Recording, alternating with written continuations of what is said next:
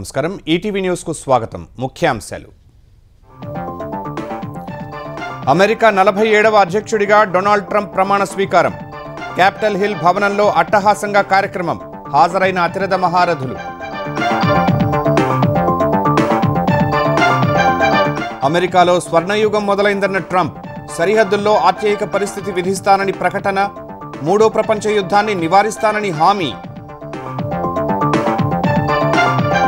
తెలుగువారు గ్లోబల్ లీడర్లుగా ఎదగాలన్న చంద్రబాబు ప్రపంచవ్యాప్తంగా మన ముద్ర కనిపించాలని జ్యూరిక్లో వ్యాఖ్య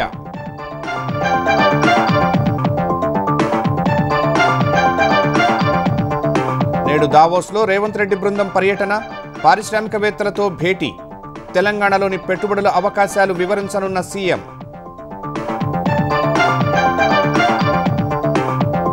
ఏపీలో జనాభా ప్రాతిపదికన గ్రామ పంచాయతీలకు గ్రేడ్లు ఉప ముఖ్యమంత్రి పవన్ కళ్యాణ్ వెల్లడి సీనియర్ అధికారులతో కమిటీ ఏర్పాటు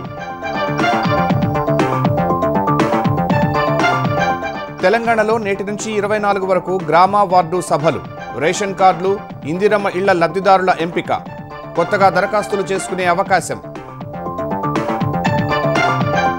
మొబైల్ సిగ్నల్ సమస్యలు తీర్చేలా నూతన సదుపాయం ఇంట్రా సర్కిల్ రోమింగ్ ను ఆవిష్కరిస్తున్నట్లు టెలికాం విభాగం ప్రకటన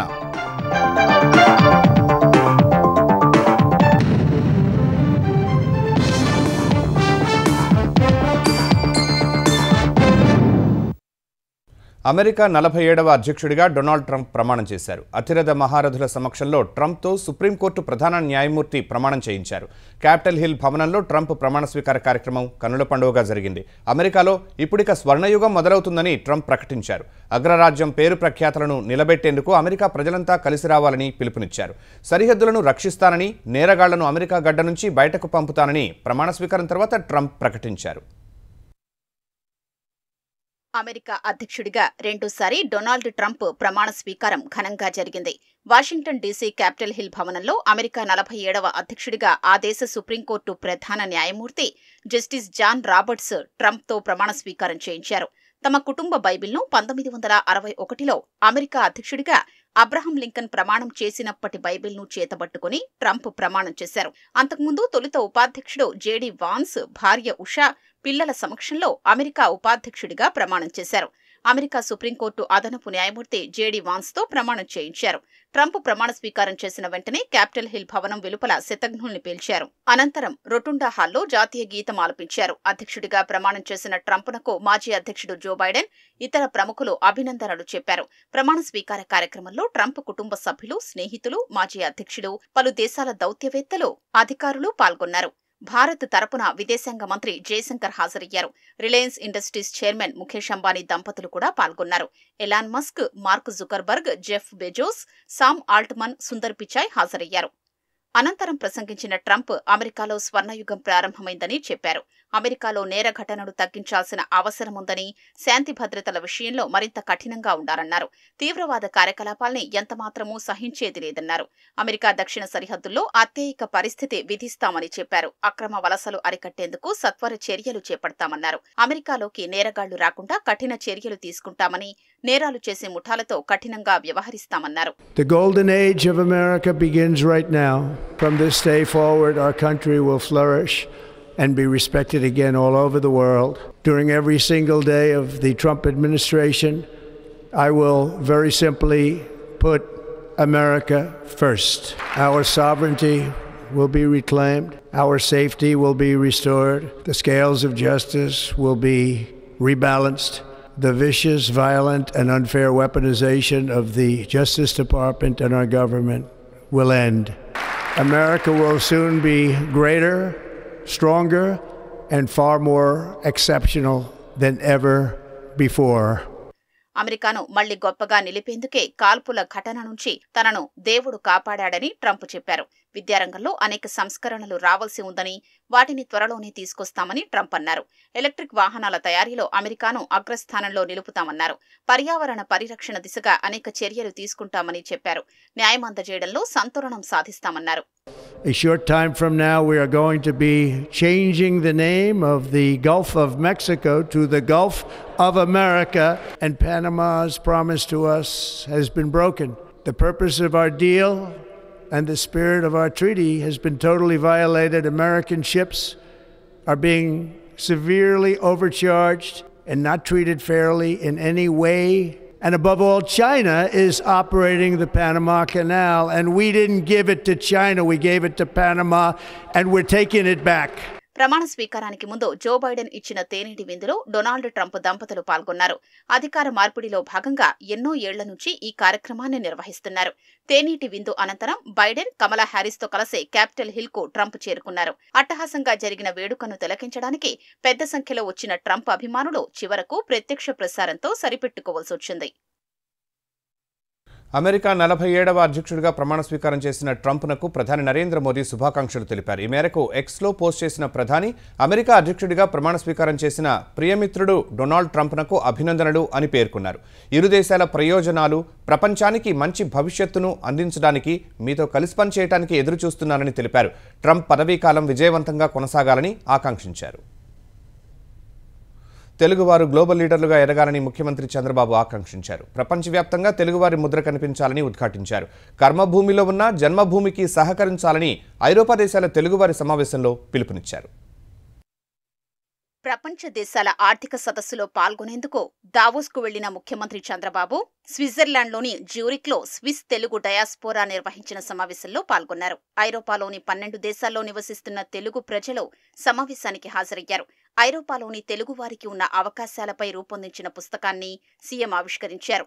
తెలుగువారు ప్రపంచ స్థాయి నాయకులుగా ఎదగాలన్నదే తన ఆకాంక్ష అని చంద్రబాబు తెలిపారు. 2047 నాటికి తెలుగు జాతి ప్రపంచంలో బలమైనదిగా ఉండాలన్నదే మనందరి సంకల్పం కావాలని చంద్రబాబు పిలుపునిచ్చారు. దీనికి 10 ప్రాధాన్య లక్ష్యాల్ని నిర్దేశించామని, వాటి సాధనకు అందరూ సహకరించాలని కోరారు. వరుస ఎన్నికల్లో గెలిస్తే ప్రజలకు మరింత సేవ చేసే అవకాశం ఉంటుందని చంద్రబాబు అభిప్రాయపడ్డారు. ప్రపంచంలో ఎన్ని దేశాలున్నాయో అన్ని దేశాల్లో తెలుగు ఫుట్ ప్రింట్ ఉండాలి. మీరు ఉద్యోగాలు ఇచ్చే స్థాయికి ఎదగాలి. నేను రమ్మనడం లేదు మిమ్మల్ని.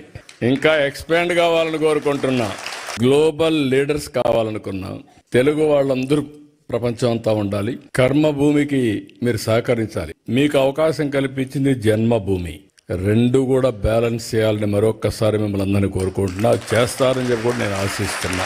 2047కి ప్రపంచంలో నెంబర్ 1 కమ్యూనిటీ ఎవరంటే, మోస్ట్ పవర్ఫుల్ కమ్యూనిటీ ఎవరంటే దానికి చిరునామాగా మీరుండాల్సిన అవసరం ఉంది. రాష్ట్ర పునర్నిర్మాణానికి అంతా కలిసి పనిచేయాలని ఐటీ శాఖ మంత్రి నారా లోకేష్ కోరారు. ఎకనామిక్ డెవలప్మెంట్ బోర్డు ఉంది. ఎవరైనా పెట్టుబడులు పెట్టాలన్నా, ఇంటరాక్షన్ చేయాలన్నా ఒక ఆర్గనైజేషన్ ఇప్పుడు క్రియేట్ చేసాం. That will be your single port to call. అదేవిధంగా ఓమ్ క్యాప్లో కూడా కొత్త లీడర్షిప్ తీసుకొచ్చాం. వాళ్ళతో కూడా మీరు కోఆర్డినేట్ చేయొచ్చు. మీ ఫీడ్బ్యాక్ కూడా మాకు చాలా చాలా అవసరం. కేవలం అభివృద్ధి కాదు, రాజకీయ పరంగా కూడా మీ ఫీడ్బ్యాక్ మాకు చాలా చాలా అవసరం. Time to time me feedback తీసుకుని ఒకవేళ దారి తప్పుతున్నా అంటే మళ్ళీ సరైన దారిలో పెట్టాల్సిన బాధ్యత కూడా మన పైన ఉంటుంది. ముఖ్యమంత్రి రేవంత్ రెడ్డి నేతృత్వంలోని తెలంగాణ రైజింగ్ బృందం నేటి నుంచి దావోస్లో పర్యటించనుంది. జ్యూరిక్ విమానాశ్రయం నుంచి రాష్ట్ర బృందం నిన్న రైలులో దావోస్కు చేరుకుంది. దావోస్లో ప్రపంచ ఆర్థిక సదస్సులో పాల్గొంటారు. దావోస్కు వచ్చిన దేశ విదేశాలకు చెందిన ప్రజాప్రతినిధులు, పారిశ్రామికవేత్తలు, వివిధ రంగాల నిపుణులతో సీఎం రేవంత్ రెడ్డి, మంత్రి శ్రీధర్ బాబు అధికారులు చర్చిస్తారు. తెలంగాణ, హైదరాబాద్లో ఉన్న సానుకూలతలను వివరించి రాష్ట్రానికి పెట్టుబడులను ఆహ్వానిస్తారు. విద్య, వైద్యం, మౌలిక సదుపాయాలు, పట్టణాభివృద్ధి, వ్యవసాయం తదితర రంగాల్లో సంస్కరణల కోసం వివిధ దేశాల ప్రజాప్రతినిధులు, నిపుణులతో చర్చిస్తారు. నిన్న జ్యూరిక్లో ఏపీ సీఎం చంద్రబాబు, మంత్రి నారా లోకేష్, కేంద్ర మంత్రి రామ్మోహన్ నాయుడు, టీజీ భరత్ బృందాన్ని సీఎం రేవంత్ రెడ్డి బృందం కలిసింది. సింగపూర్, స్విట్జర్లాండ్ పర్యటన విశేషాలు, ప్రణాళికలు, తెలుగు రాష్ట్రాల్లో పెట్టుబడుల వాతావరణంపై చర్చించారు. స్విట్జర్లాండ్లోని జ్యూరిక్ విమానాశ్రయంలో సమావేశంపై ఏపీ, తెలంగాణ ముఖ్యమంత్రులు చంద్రబాబు, రేవంత్ రెడ్డి ఎక్స్ వేదికగా స్పందించారు. ప్రపంచ వేదికపై తెలుగు సమాజం వెలగాలని సీఎం చంద్రబాబు ఆకాంక్షించారు. రాష్ట్రాలు రెండైనా తెలుగువారంతా ఒక్కటేనని స్పష్టం చేశారు. దావోస్ పర్యటనలో తెలంగాణ ముఖ్యమంత్రి రేవంత్ రెడ్డిని కలవడం పట్ల హర్షం వ్యక్తం చేశారు. చంద్రబాబుతో జరిగిన భేటీలో తెలుగు రాష్ట్రాల భవిష్యత్పై చర్చించినట్టు ఎక్స్లో సీఎం రేవంత్ రెడ్డి పోస్ట్ చేశారు.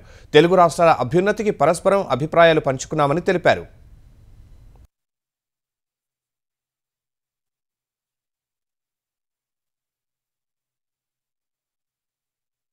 ఏపీలోని పంచాయతీలను జనాభా ప్రాతిపదికన గ్రేడ్లుగా విభజించాలని ఉప ముఖ్యమంత్రి పవన్ కళ్యాణ్ అధికారులను ఆదేశించారు. పంచాయతీల ఆదాయం ఆధారంగా ఏర్పాటైన క్లస్టర్ వ్యవస్థ కారణంగా సిబ్బంది నియామకం విషయంలో తలెత్తుతున్న ఇబ్బందులు, ప్రజలకు ఎదురవుతున్న అసౌకర్యాలను దృష్టిలో పెట్టుకుని గ్రేడ్ల వారీగా విభజనకు మార్గదర్శకాలు రూపొందించాలని ఆయన సూచించారు. పంచాయతీల గ్రేడ్ల విభజనపై ఆ శాఖ ఉన్నతాధికారులతో సమీక్షించిన ఆయన జనాభా ప్రాతిపదికగా పంచాయతీలను గ్రేడ్లుగా విభజించడం, సిబ్బంది తదితర అంశాలపై అధ్యయనానికి 4 సీనియర్ అధికారులతో కమిటీని ఏర్పాటు చేయాలన్నారు.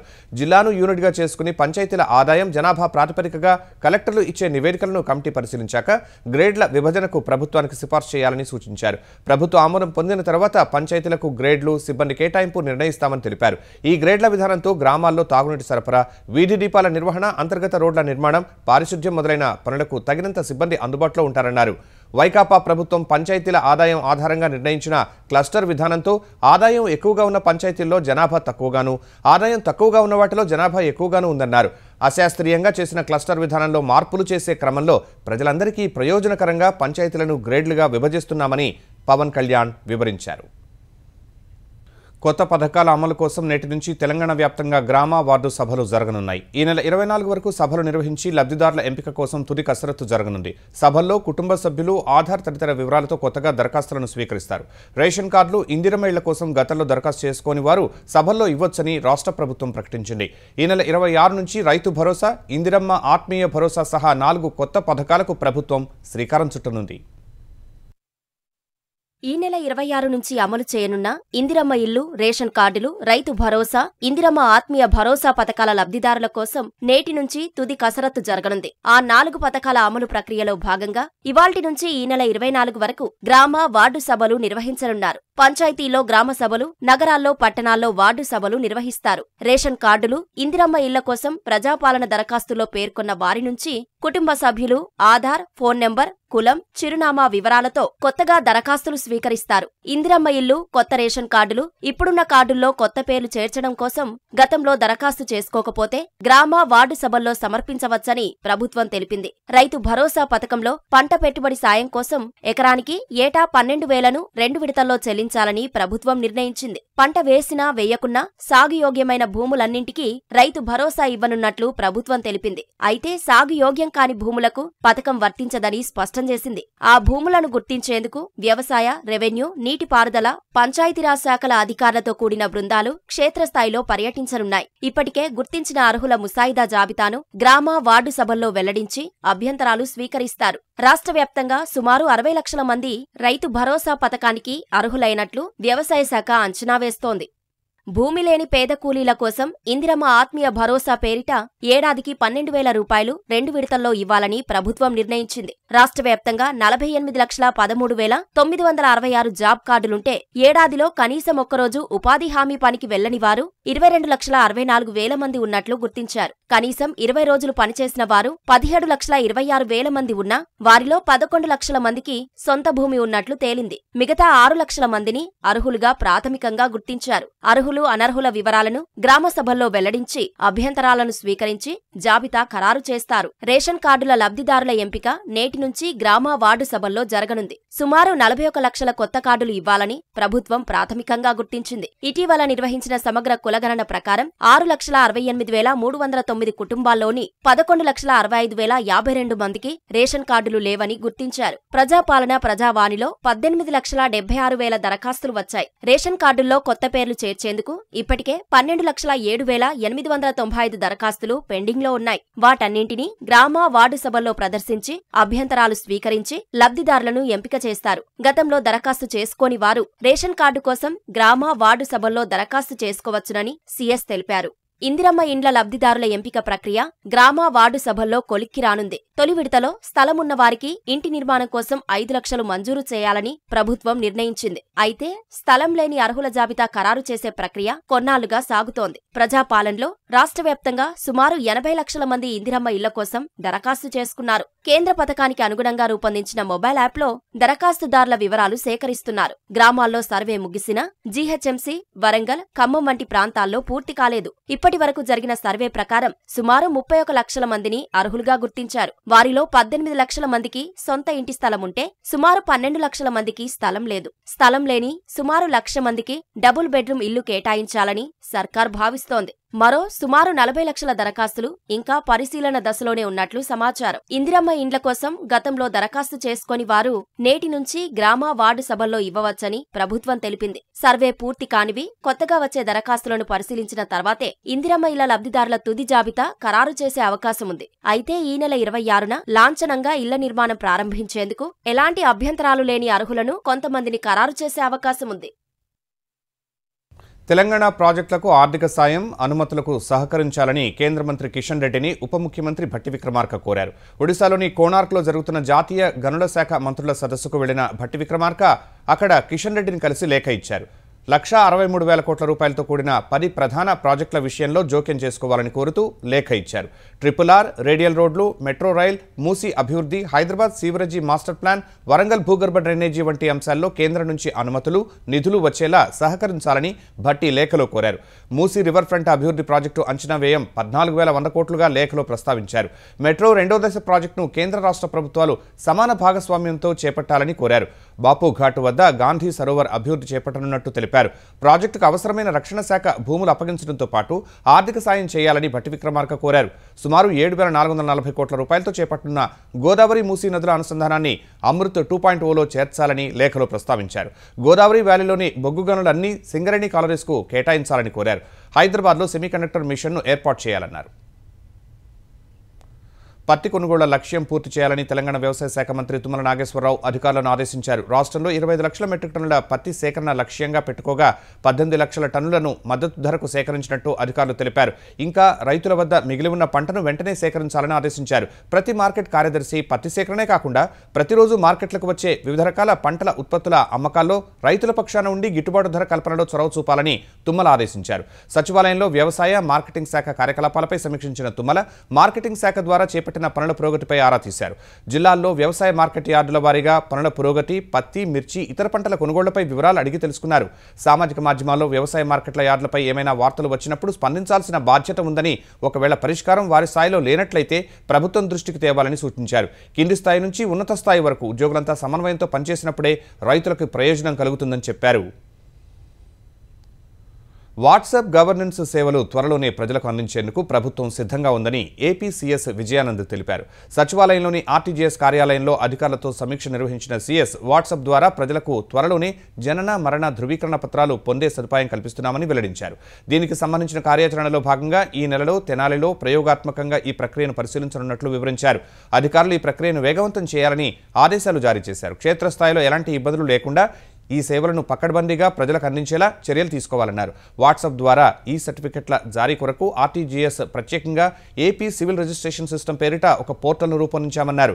ఇందులో జనన మరణ నమోదు డేటా మొత్తం అనుసంధానం చేస్తున్నామని తెలిపారు.